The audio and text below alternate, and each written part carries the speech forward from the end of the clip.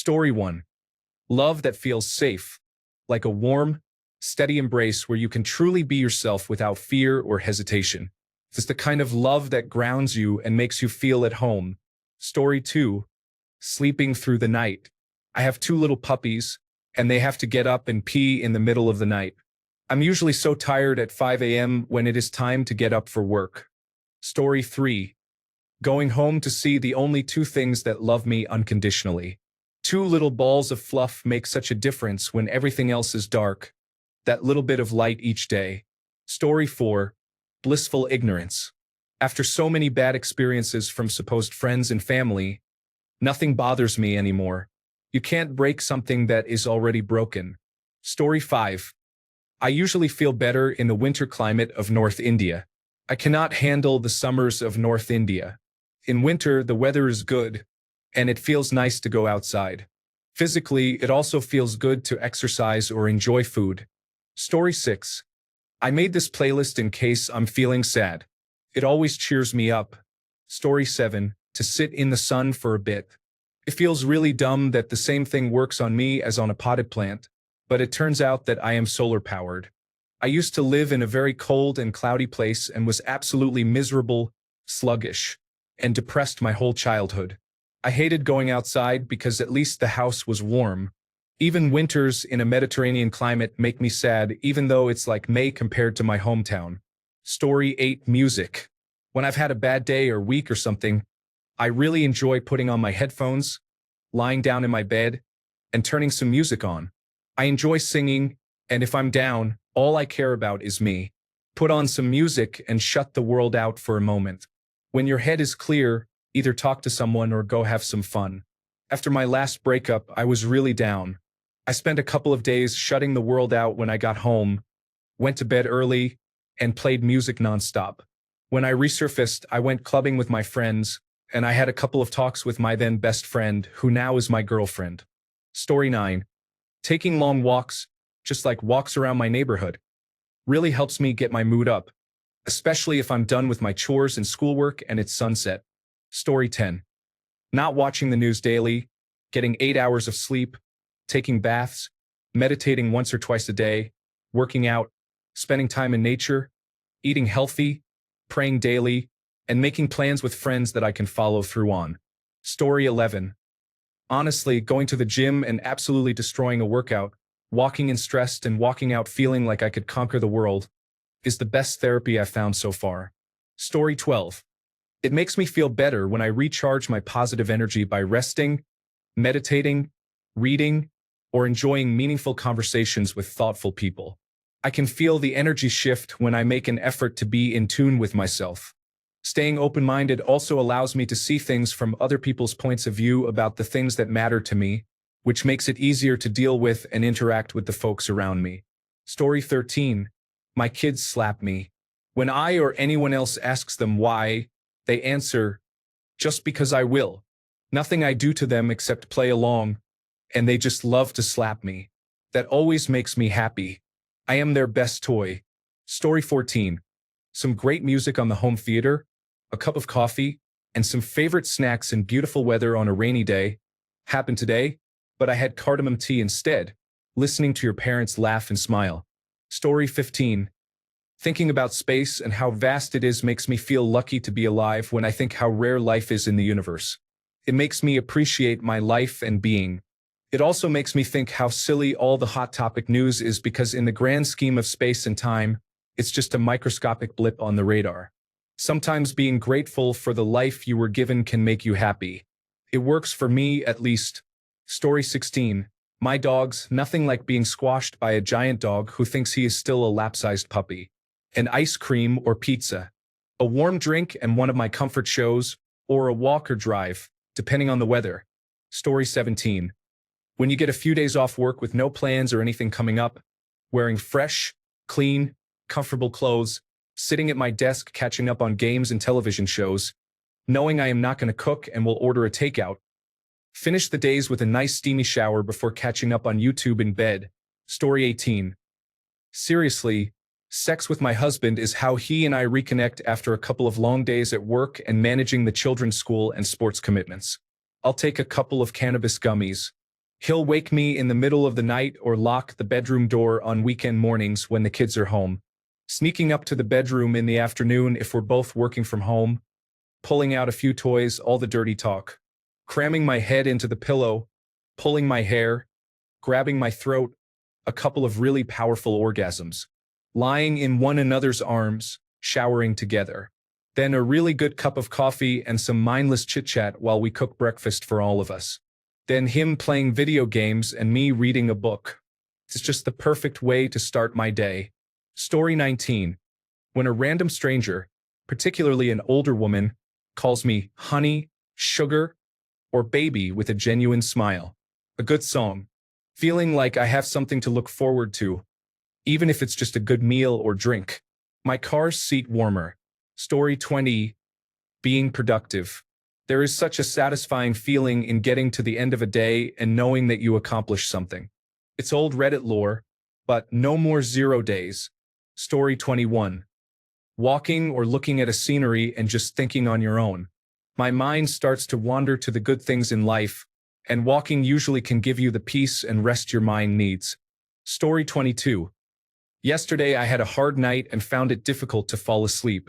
I coughed a little and then started breathing weirdly. Turned into a breathing exercise and it actually helped me feel better, so I think I'd do breathing exercises from now on whenever I'm overwhelmed by overthinking. Story 23. Getting up at 5:30 before everyone in the house and doing a yoga or weights class over YouTube, then making a fancy latte. It's decaf these days, and enjoying it in peace. Story 24. 1. Getting tipsy and using social applications in virtual reality. If I didn't have to work or meet obligations, I would do it all the time. 2. Trying out a new homemade recipe. Story 25.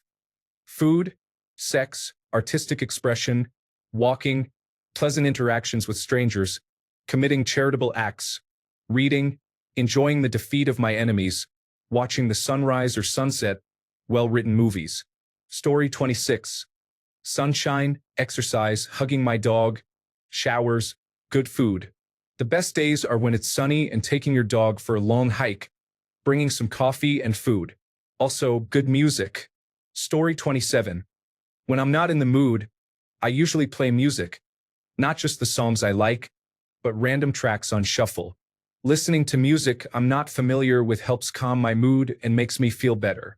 Sometimes I even discover new songs or genres that I end up adding to my liked songs.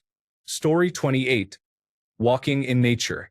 When I need time to think, I will go to a local walking trail and just be present in nature. It is very helpful for getting your head back on straight. Story 29. The best thing I have found is going to see a good friend for a few days. It brings me out of a funk because we are chatting, going places, doing stuff. I feel like my old self again. Apart from that, I just drink and hope I wake up feeling better. Story 30. I used to be able to sew. That would keep me sane. Last night, I could not even work that out. The depression had me so foggy. I do not know what to do. I just feel like I am drowning all the time and fighting to keep my head up. But I have been seriously wondering why I even try. Story 31. When someone paid attention to the small details about me, and someone who's curious enough to ask me. As someone who always pays attention to little details and always asks questions about them, I never learned to share unless being questioned. Story 32. Walking, eating healthier, drinking enough water, talking with my partner or snuggling with my cats, seeing my therapist, having laughs with my siblings or parents. Story 33. Just had the most upsetting breakup of my life 2 weeks ago. I am honestly not sure if I will ever fully get over it. So far, only 3 things have distracted me. Friends, running, and wine with cheesy TV shows on Netflix. Those have been my go-tos. Just don't overdo it on the wine. Story 34. A hug from my partner. Reading a good book in the air conditioning. Doing something to help someone. Online shopping. Eating some crisp fruit from the fridge. Telling someone how amazing they are. Story 35. Being the little spoon, sitting in my wife's lap, falling asleep while she does whatever she wants. Riding in the passenger seat and dozing off while she drives. Forests, mountains, being a small dot in a large city, having my hair played with, love letters to me. Story 36. Making a witchy bath with a dash of full moon water to help me bring my goals and dreams to fruition. A little Florida water to clear negative energy, and protective rosemary essential oil. And definitely some Epsom salts to rid my body of aches and pains. Turn off the light and put on ocean sounds or frequency tunes, and I get out of that tub a brand new woman. Story 37. Lately, not much. I have lots of distractions, mostly video games and movies. But for the past couple of weeks, indulging in those things has felt a lot like procrastinating. I feel like I need to be doing something, contributing in some way to resisting everything that's going down in Washington, D.C. And sure, I can post my grievances on social media platforms as much as I want, but doom scrolling won't help. What I'm doing amounts to praying for the problem to be gone the next time I open up my social accounts. It's frustrating. I can't travel, and I can at most take a day or two off work to protest. But every protest is happening downstate. I can't even donate to anyone. I'm in too much debt. It feels like I'm right where the fascists and oligarchs want me to be, so I doom scroll and play video games. And when I put the controller down, I spiral even harder, having wasted time on escapism instead of activism. The only thing that makes me feel better, consistently, is my partner. Just being in the room with her takes the edge off. But I can't occupy all her time and attention. So the net result is a deficit of comfort while fear, stress, anger, guilt, and anxiety pile up. Story 38. Lots of things. I recognize the little joys in my life, and that compounds into overall joy and happiness. One day, my Great Dane ate the chicken thighs off my counter that I was going to use for dinner. At first, I was so angry, but then recognized she didn't know. All she knew is that it smelled yummy. Now her belly is full. She is still alive, and learned to not jump on counters. Not only that, her face when she got caught was so adorable. Instead of being mad she ate my dinner, I am thankful she didn't get a bone stuck in her throat and that she learned a new valuable lesson. I'm grateful I have the ability to get more food for myself for dinner, and all is well. Besides, I really wanted sushi for dinner that day instead, so win-win. Story 39. Honestly, a healthy distraction, like a walk or a phone call, can be beneficial. The phone can feel heavy, but I've never regretted calling my best friend. Watching a distracting show with solid actors or a great storyline can also help.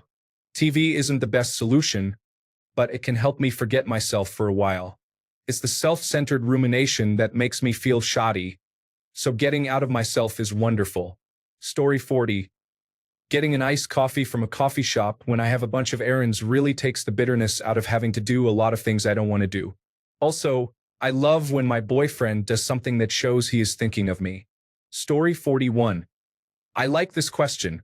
Any form of meditation does it for me. I could be raging or feeling confused, and 7 minutes into a meditation, I am all smiles. A couple more minutes, and I have figured out how to move forward in a way that is not hurtful. Story 42. Being able to cry about things without someone feeling like they have to give me answers or suggestions. Sometimes I just want to vent about the stuff that is clogging up my brain, but others think I am asking for advice. Sometimes I just need to cry it out with someone who will actually listen and not try to be a problem solver. Chances are, I know what I have to do to fix things, but I am stressed and sad. Story 43. Setting some time off for myself, doing the things I love, which include hiking, reading, writing, and enjoying good food. If time is limited, I like going to the gym to use the hot tub and the sauna afterward. Story 44. Playing hockey. It's the perfect way to zone out for a short period and not worry about anything else. Leaving a session drenched in sweat and feeling like you pushed your body in a healthy way is one of the best feelings. It leaves you feeling reborn and is one of the best ways to turn a bad day around. Exercise like running and going to the gym is fine, and I know some people truly love that, but most people, myself included, do it simply because it's good for you. I think many people would be better off in the long term finding a sport or activity that they genuinely look forward to doing. It's one thing to force yourself to go for a run, but it's a night and day difference when you find that one activity you literally can't wait to do again. Story 45. Talking to my friends and family about my problems. Talking with my boyfriend.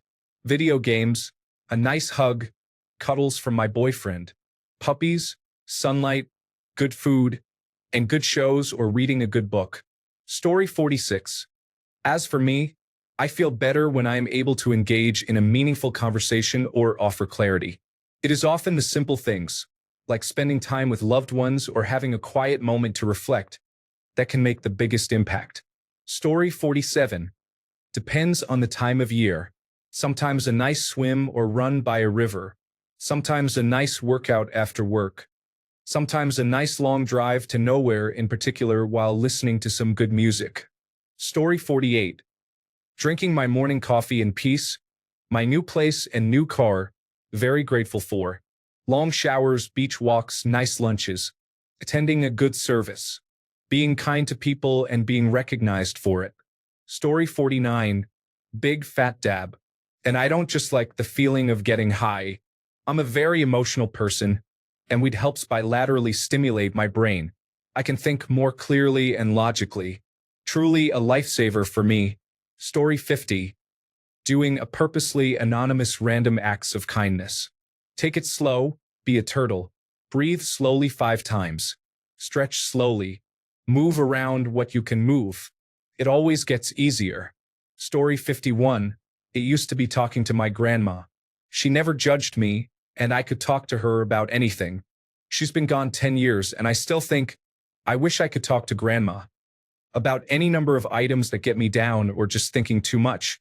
In lieu of having a sassy, smart, child of immigrants grandparent, I suggest finding someone with a very different perspective than you to be a sounding board. I've always liked talking to folks a lot older or younger than me for this. Just a thought. Hugs.